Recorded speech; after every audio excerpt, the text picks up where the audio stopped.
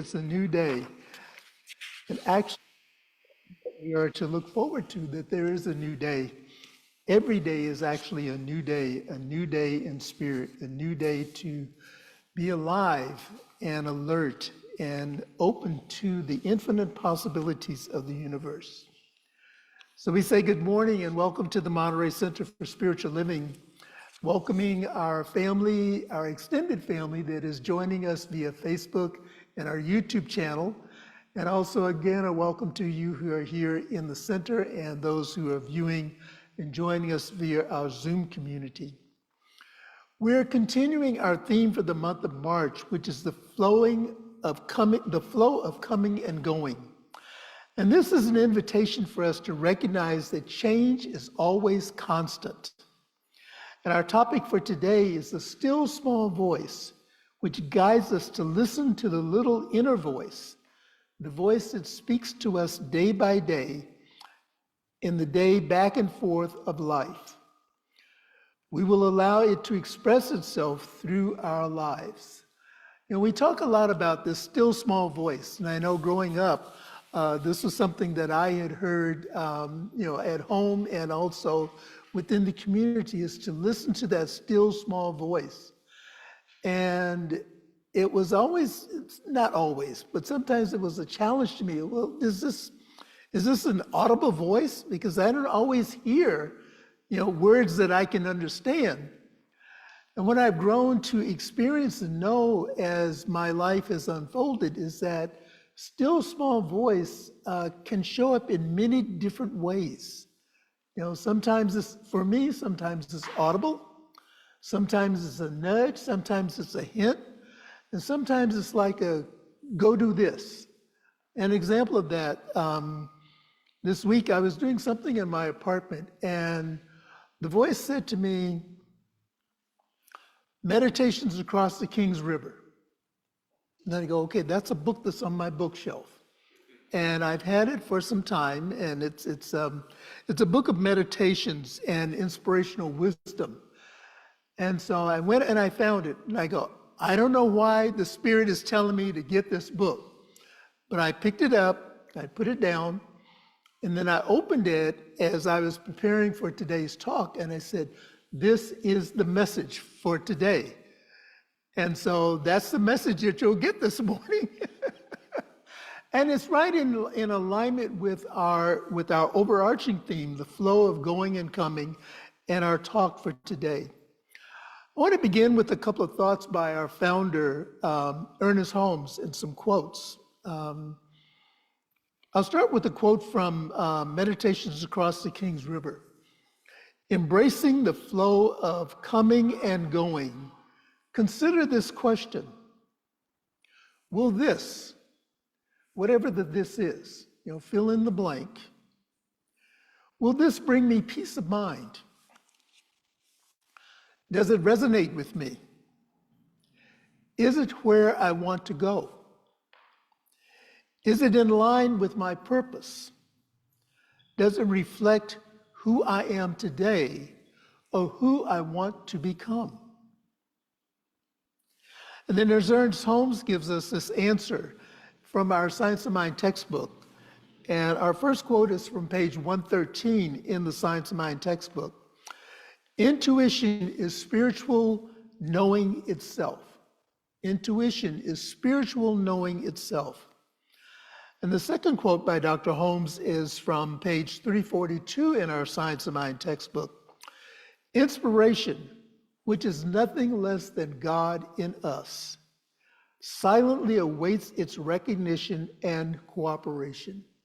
So our intuition is the essence of God within us, or spirit, or the divine energy, however it is that you refer to the divine. And so I believe that the essence of these quotes leads us into this idea that God's voice is continually within us. It includes our ability to perceive the truth beyond reason and logic. And this is where our spiritual practices take us, to that place that is beyond reason and logic. I remember when I was working in corporate, and it's still true even today in just life in general. But when decisions would be made and the decisions just made absolutely no sense, we would always say, or I would remind my team that, you're trying to make logic out of an illogical situation. And eventually we would come to the point where it did make sense, but initially it just did not, it was beyond logic and reason or common sense as the expression is. And so that's how it shows up in our lives. Intuition does not always make reasonable or logical sense. Hang in there with it. It will reveal the true purpose and the true meaning that allows us to live our lives. I offer some examples of the still small voice. As Georgia shared with us in the reading this morning, we are day 38 of the season for nonviolence. And the word for today is kindness. And I just want to highlight that. Kindness is love and care for others in action. Love and care for others in action. It is not limited to those that we know. It has the power to transform someone's moment, day, or life. Reminds me of our inspirational song this morning, It's a New Day. Let love show the way. Love will guide us. And this is how it is with kindness. It's a transformative experience that can transform our day or someone else's day. Listening to the still small voice, we are guided to acts of kindness, however small, to a loved one, to a stranger, to someone we don't enjoy, someone we may never know, and we will also never know how profound our practice of kindness has been in someone's life. I don't know about you, but as I travel through this journey called life and interact with people on occasion, this is happening more frequently now. And maybe it's just a part of the wisdom years that I'm experiencing. Not aging, wisdom years. I will engage with people that I've known for a while and may not have talked to or seen in a while. And there'll be this reminder, this little subtle reminder. It's like, when we had that practitioner session, or when we were just in conversation, or when we were on that walk, something you said to me had a profound impact on my life. And often they'll remind me of what I've said. And in that moment, when we are expressing spirit, when we're coming from that place of our authenticity, I don't always remember the words, especially when I'm doing a spiritual mind treatment. People have asked me, you said this and so in treatment. I go, that was 3 seconds ago. I don't remember what that was.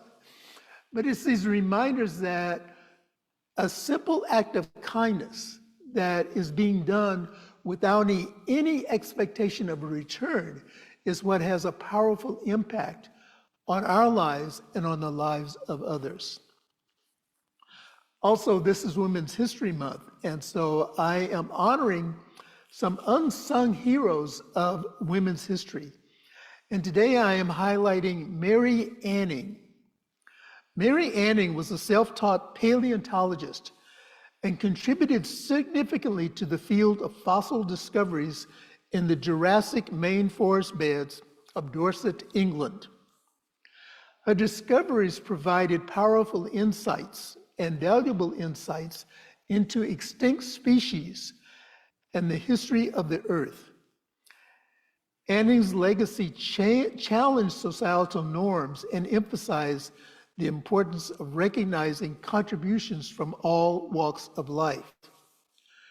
Despite her contributions, Anning received little credit during her lifetime due to her gender and social status. The Royal Society, following her death, did acknowledge her work as one of the 10 most influential women scientists in British history. Honoring Anning's work and honoring the work of other unsung heroes or sheroes that we know in our lives It's what encourages a more inclusive and historical narrative that gives voice to those who have been marginalized in science and in history and in other areas of our journey. So let's turn to the teachings of Science of Mind. Last week, in conjunction with our theme, flowing of coming and going, we looked at some aspects of how our daily practices, our daily spiritual practices, allow us to navigate through life. And so last week, we looked at the pause, to pause and take that holy breath, that spiritual breath, before, as I describe of myself often, before inserting foot in mouth. Take that pause. Observe our thoughts, and then flow with the direction that Spirit is guiding us. Again, it's listening to that still small voice within. And today, I want to share some intuitive practices that allow us to listen to the still small voice. And I'm going to be referring to this book, Meditations Across the King's River by James Weeks. He outlines, let's see, there's 3, 4, 5, 6, 7, 8. I think there's about 10 points that he outlines. And I'm just going to highlight those to begin with, and then I'll go back and do the detail. So this could be the beginning of the bookmark, if you will. So he begins by inviting us to be patient. What you envision can't be achieved overnight. To listen inwardly. Do not let your expectations of others dictate what is yours to be and do. To renew your spirit, to do something that nurtures your spirit. And then this one I like is don't chase one rabbit. No, chase one rabbit, not don't chase. Chase one rabbit. If you choose 2 rabbits, you might not catch one. Keep moving to exercise daily, to form alliances by asking for help. We are not meant to weather the storms of life alone. And we're not meant to weather the sunshine moments of life alone.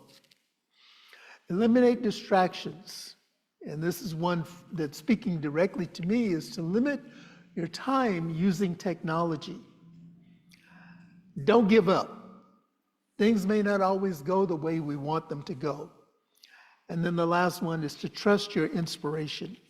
So to give you a little bit more context for his, for these points, on be patient. What we envision can't be achieved overnight. Progress at any cost is dangerous and a destructive way of thinking that can lead us to depression. Slow down, enjoy the journey, and allow yourself to be led by Spirit.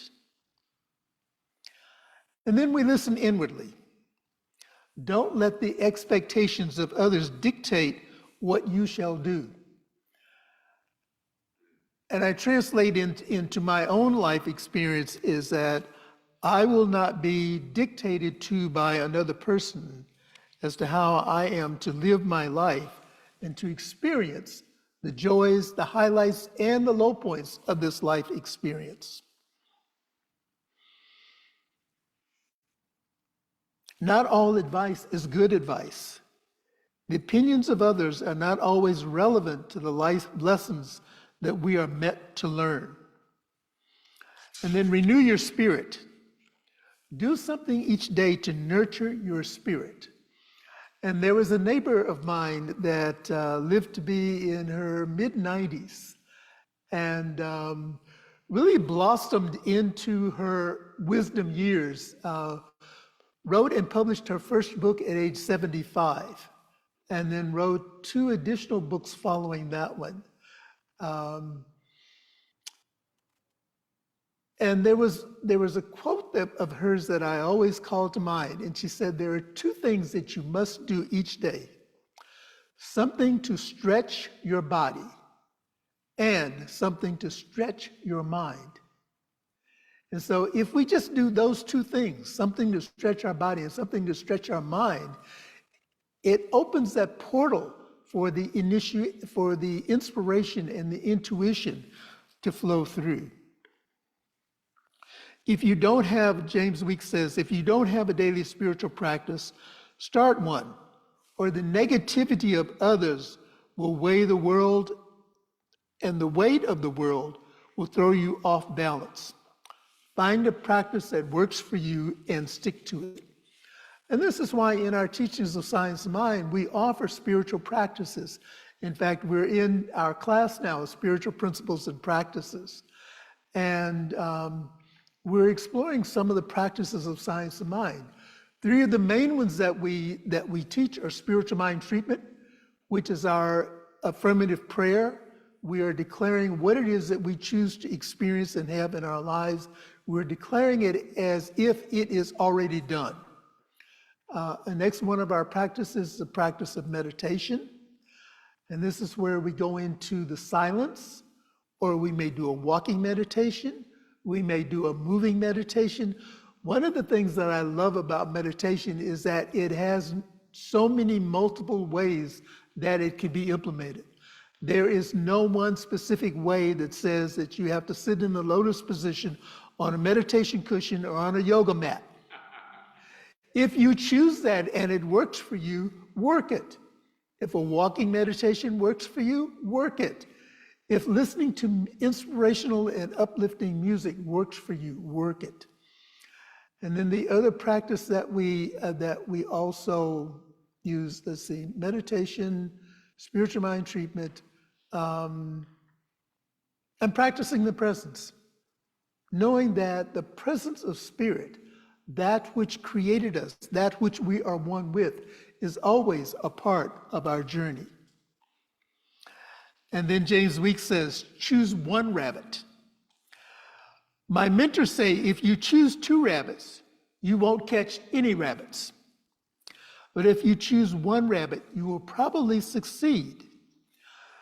What this means is that you can't chase every idea that comes along, even if it's a good one. Focus on what will deliver the most value. And I've had an opportunity to practice this in my own life. I think I've been involved in it pretty much a year now. And I think I shared this with some of you. I am studying the Bhagavad Gita, which is one of the ancient Hindu texts that comes out of the Vedic tradition. And I've always had a longing to study the Bhagavad Gita. I've always been drawn to it because the writings of Arjuna and Krishna are really in alignment with the teachings and the principles and practices of Science of Mind. So I don't have to do a lot of translating. And so I was introduced to, I saw something on the internet that was a 4-week introduction to the Bhagavad Gita. And we did the 4-week introduction, and then there was an offer to join circles that would continue a more in-depth study following this 4-week introduction. And so I joined the circle. And I made a commitment that this is going to be my focus. This is going to be one of my spiritual activities. And of course, as soon as I committed to that one focus, then I get these announcements or invitations, this program and this program, or this 10-week program, or this 5-week program. And as good as they sounded, I know about my own self. If I engage in too many things, I don't do anything. And so my commitment was to the principles and practices of Science of Mind, and to our Monterey Center for Spiritual Living, and to our parent organization. And my focus now for my own personal development is on the study of the Bhagavad Gita. And the class is coming to an end. And I am delighted to say that I think I've only missed 2 of the sessions. One I was traveling, and one I was caught up in traffic and couldn't get home in time. But for me, that's an example for me of chasing one rabbit. And then keep moving. We talked about that. Exercise daily. Nurture your mind, body, and spirit. Eat a sensible diet and get adequate rest. And then the next practice he offers is to form alliances. Sooner or later, you're going to need help. Ask for help. And this is why in our tradition, we have licensed practitioners and we have ministers that are trained in the principles and practices of spiritual mind treatment. We're not the only ones that are trained that way. That training is open to everyone who takes classes. Spiritual mind treatment is a part of all of our classes. And I say to our community often, allow us who are trained to hear beyond the words that are being said, allow us to be your support system, not only when you're going through the trials and tribulations of life, but as you are experiencing the joys and the highlights of life. Let us celebrate together.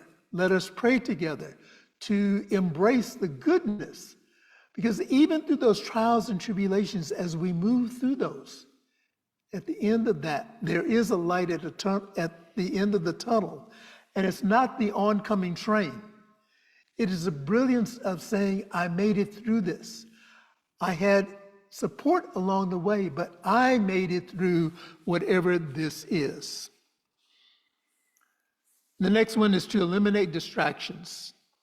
Technology should be a tool, not a trap. You don't have to respond to every single text or phone call immediately. And I acknowledge that I am guilty sometimes of leaving my telephone on mute. And, it's supposed to vibrate, but I don't always hear the vibration. And if I don't have the telephone on my body, I don't feel the vibration. And so if you really need to contact me, send me a text, because I'm more likely to see a text before I will listen to a voicemail. I'm good at emails. So I'm just saying that, if you really need to get my attention on something, send me a text. And on that note, I was thinking about this morning. And I remember in my former community, the spiritual director, our senior minister, would always say to the team around her that I need you to be a presence with me after church is over, after our service is over, because people come to me with all sorts of things. You would be surprised at some of the stuff that people will bring to the minister after service.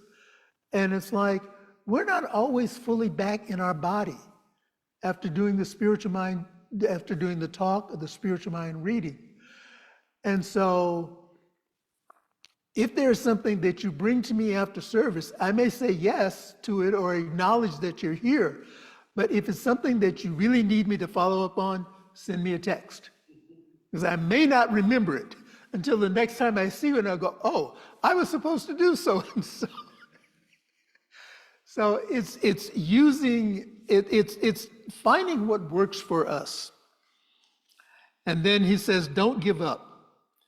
Things don't always go the way you want them to go. This usually is a blessing, and it is often for our highest good, that things don't always go the way that we want them to go.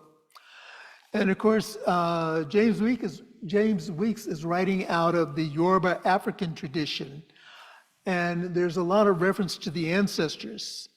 And he says the ancestors, or we can say our spirit guides, or we can say the divine spirit, God, has a better plan for us if we keep going and keep trusting.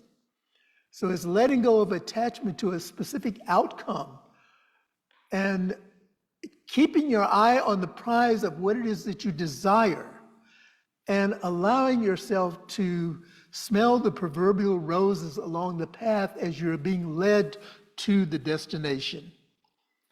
And the final one is to trust your inspiration, which brings us back to our theme for today. There is always a reason behind inspiration, and it's a good one. Inspiration is the voice of God and your ancestors speaking directly to your soul. Don't question the inspiration. Follow it and see where it leads. This is how I found myself in Guadeloupe land of the beautiful waters. And there's more to the story on that. Joel Goldsmith, who is one of the ministers, Joel was trained in the unity tradition, but we use a lot of his works in our as references in our Science of Mind teachings. And one of his probably one of the most famous books, or it's the one that I'm most familiar with, is Practicing the Presence. I think if you've taken some classes along the way, you may have encountered Practicing the Presence. But he writes this in Practicing the Presence. The continual practice of presence, and the presence is the awareness of the indwelling spirit within. It's a recognition of God in all that we do, providing us with sufficient periods to enter into silence, awaiting an inner feeling that the Spirit of God is moving, makes God through the principle that governs, supports, and sustains all of our experiences. So when we take those moments for that holy pause, as Dr. Michael Beckwith says, when we take that holy breath and be in that place of receptivity and open to the divine expressing through us, it is when we find ourselves available and aware to live in the world of noise and distractions without allowing the noise and the distractions to take us off center. Focusing on the distractions keeps us living in this idea of being separate from God. That is the lie. That is the untruth that we're told, that we're separate from God. We're never separate from this presence that created us, that which expresses itself in and through and as us. We're never separate from that. And so I'll conclude with another quote by James Weeks. Open your heart, receive the love. Open your mind, receive the wisdom. Open your hands, receive the blessings.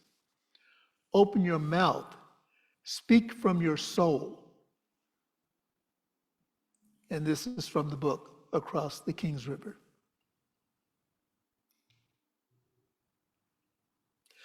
And I invite us now to say our affirmation together for the week, and we will say this 2 times.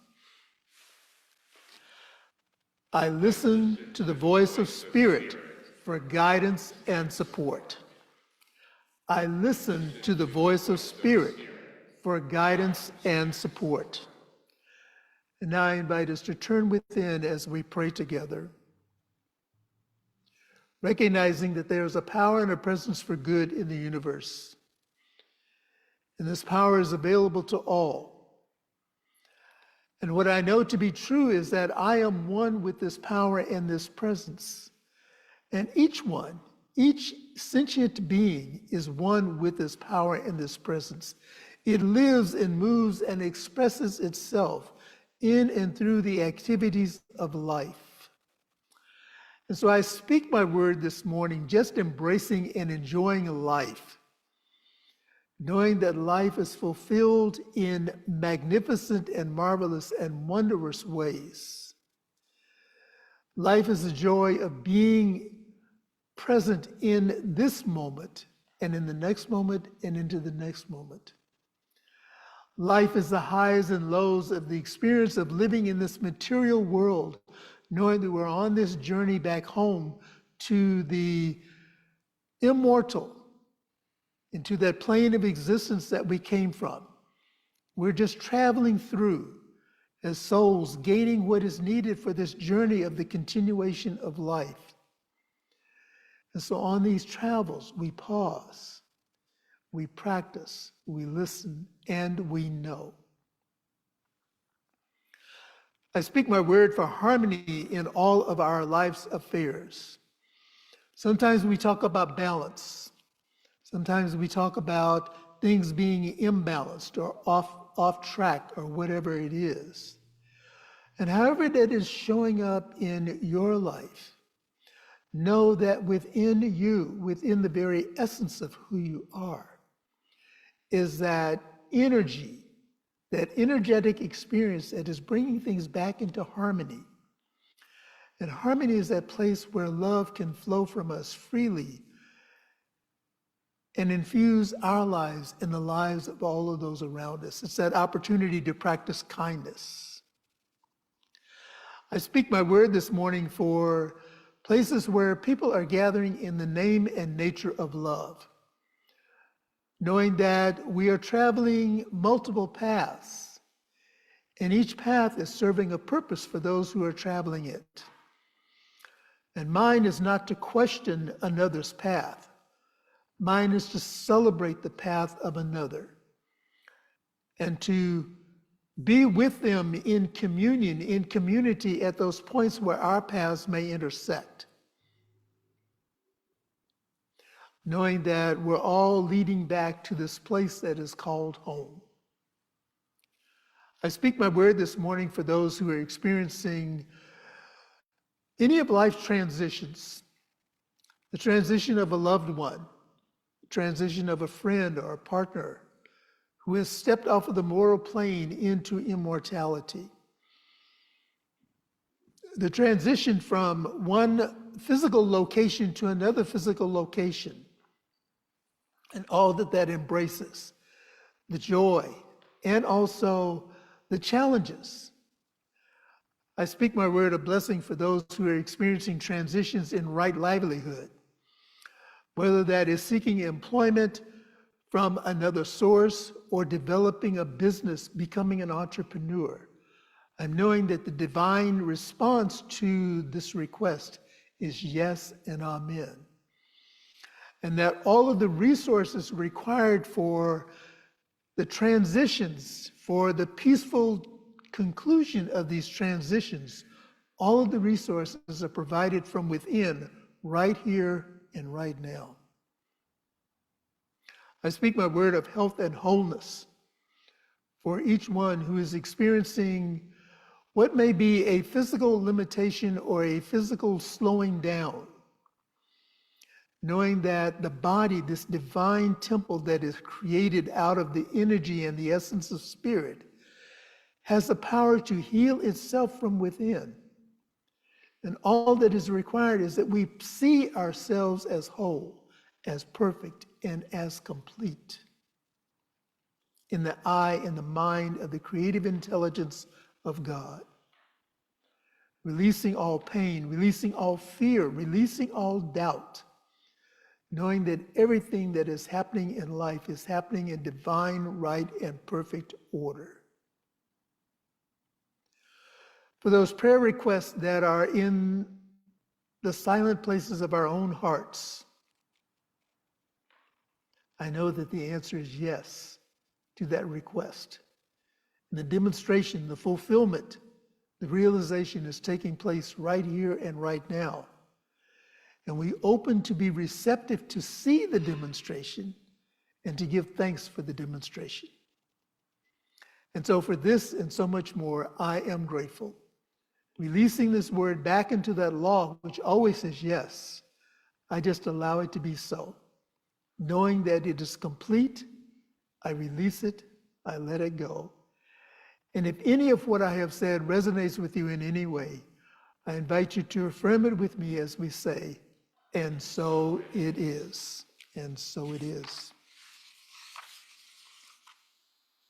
And now is our opportunity to participate in the divine flow of circulation of abundance, known as offering time. We like to use a lot of fancy words sometimes in our tradition to say what we don't really mean to say, but we do really mean to say. Each Sunday I stand here before you in deep, deep gratitude for the way that you support this spiritual community. We may not have all that we need at the time that we need it. However, we have all that we need at the time that we need it. And so I thank you for the way that you contribute and support the center. We have an affirmation of abundance that is on our screen. I invite you to say this together with me. I recognize the presence of God within as the source of my abundance. Out of my abundance consciousness flows everything I could desire in life. With gratitude and thanksgiving, I now participate in the flow of uninterrupted abundance. This prosperous experience is evidence of my abundance consciousness. And for those of you who are viewing online, as well as those of you who are here in the center, there are multiple ways to contribute to our center. You may mail in your donations to our physical address, 400 West Franklin Street, Monterey, California, 93940. You may text to give at 831-246-9694, and you may also contribute online to our website at montereycsl.org. Thank you for your continued support of our center.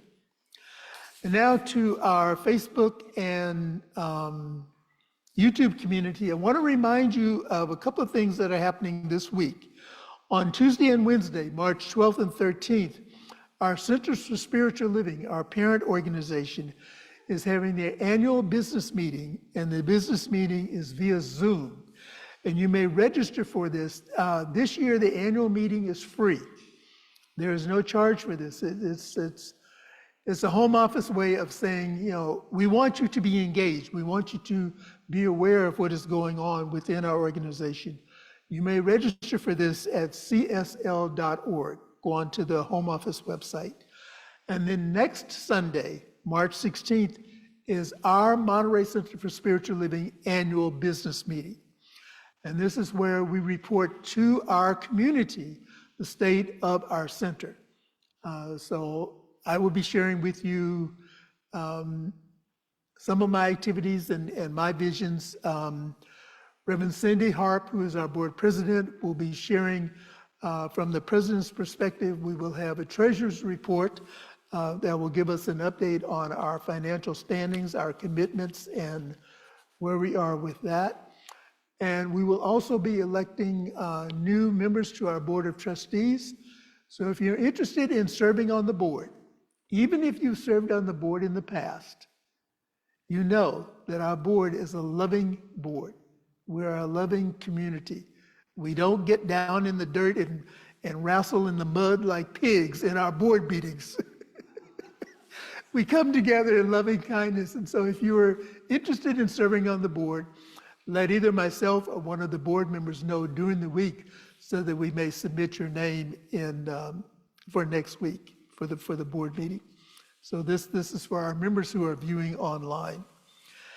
And so again, to our Facebook community. That's right. Thank you, Irene. Next week will also be a potluck for the board meeting.